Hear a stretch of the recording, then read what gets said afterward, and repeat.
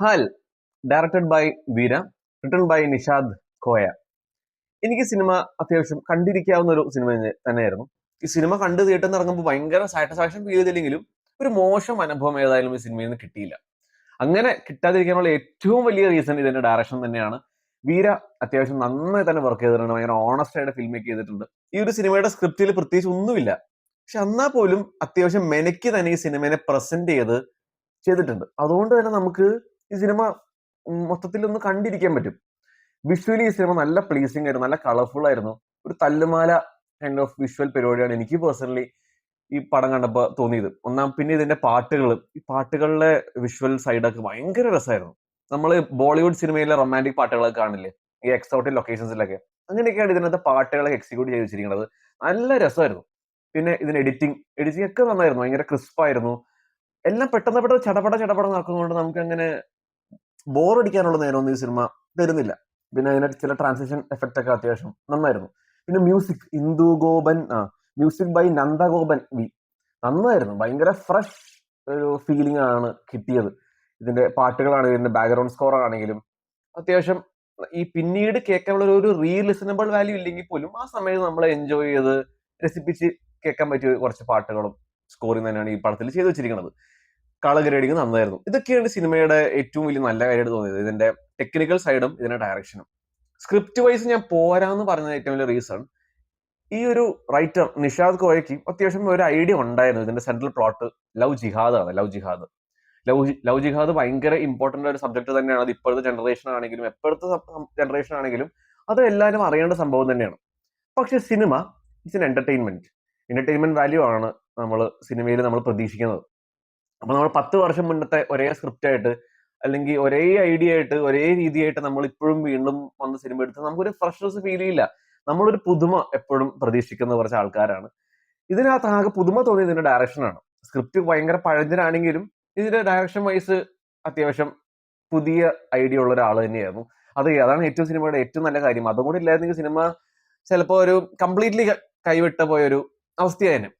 പിന്നെ ഈ സിനിമ ഈ ലവ് ജിഹാദ് എന്ന സംഭവമാണെങ്കിൽ പോലും അവർക്കത് അത്രയും അങ്ങോട്ട് വർക്കാൻ പറ്റിയിട്ടില്ല. ചില പോർഷൻസ് കൊള്ളാം. പ്രീ ഇന്റർവെൽ പോർഷന്റെ തൊട്ട് മുന്നേ ഒരു സംഭവമുണ്ട്, ഒരു ഒരു മതം മാറുന്ന ഒരു സംഭവമുണ്ട്. അതൊക്കെ ഭയങ്കര എഫക്റ്റീവ് ആയിരുന്നു, ഭയങ്കര ഇമ്പാക്ട്. എനിക്ക് തന്നെ പേഴ്സണലി തോന്നിയത് ഭയങ്കര ഒരു ബുദ്ധിമുട്ട് ആ ഒരു സീൻ കാണുമ്പോൾ. പക്ഷെ അതിനുശേഷം എന്താണ് റൈറ്ററിന് അറിയാത്ത പോലെ എഴുതി കൂട്ടി വെച്ച പോലെ ഉണ്ട്. റൈറ്ററിന് ഒരു ഐഡിയ ഉണ്ടായിരുന്നു, ആദ്യം റൊമാൻസ്, അങ്ങനെ പിന്നെ അതേപോലെ ഒരു നായകന്റെ കുറച്ച് കൂട്ടുകെട്ട്, പിന്നെ നായകനോട് റൊമാൻസ്, അത്യാവശ്യം ഒളിച്ചോട്ടം. പക്ഷെ പിന്നീട് എന്ത് ചെയ്യണമെന്ന് റൈറ്ററിന് അറിയില്ല. അതേപോലെയാണ് ഇതിന്റെ സീക്വൻസസ്. ഒരു കോടതി സീൻ ഉണ്ട്. ആ കോടതി സീനിന് തൊട്ട് മുന്നത്തെ സീനൊക്കെ ഭയങ്കര ബിൽഡപ്പ് ആയിരുന്നു. നമ്മളിങ്ങനെ എക്സ്പെക്ട് ചെയ്യും, പക്ഷെ ആ ബിൽഡപ്പിനൊന്നുമില്ല. ആ ഒരു കോടതി സീനിൽ നമ്മൾ അത്യാവശ്യം കുറെ സംഭവങ്ങളൊക്കെ പ്രതീക്ഷിക്കും.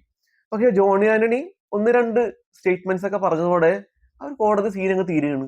അപ്പൊ നമുക്ക് ഭയങ്കര ഡിസപ്പോയിന്റ്മെന്റ് ആയിട്ട് തോന്നുന്നു. ഒട്ടും കൺവിൻസിങ് അല്ല. റൈറ്ററിന് ഒരു പോയിന്റുകളില്ല ഈ ഒരു സംഭവത്തെ പറ്റി പറയാനായിട്ട്. അതൊക്കെ ഒട്ടും കൺവിൻസിങ് അല്ലാത്ത പോലെയാണ് പേഴ്സണലി ഫീൽ ചെയ്തത്.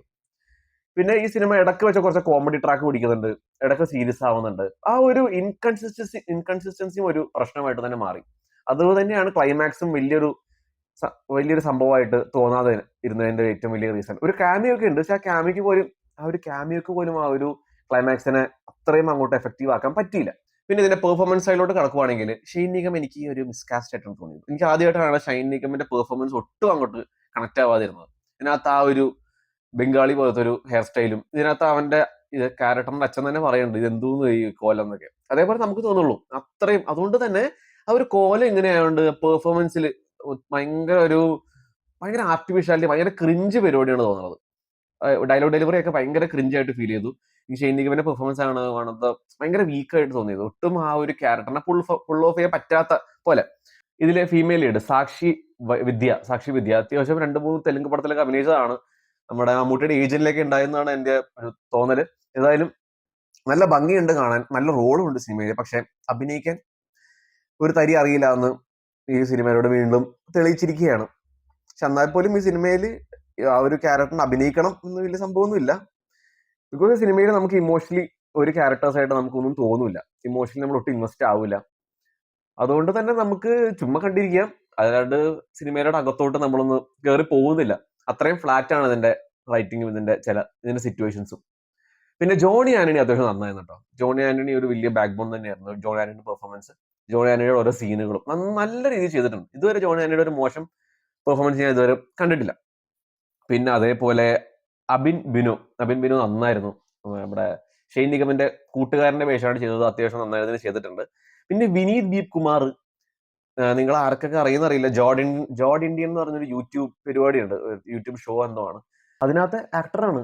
ഇതിനകത്ത് സ്ക്രിപ്റ്റ് പോലെ തന്നെ ആക്ടറിനെയും ഒന്നും പ്രത്യേകിച്ചൊന്നും ചെയ്തിട്ടില്ല. ചുമ്മാ ഇങ്ങനെ കൂടെ നിൽക്കുന്നുണ്ടായി. എന്തിനാന്ന് ഒരു ഐഡിയ ഇല്ല. എന്തിനാണ് ഈ ആക്ടറിനെ കൊണ്ടുപോകുന്നത് പോലും മനസ്സിലായില്ല.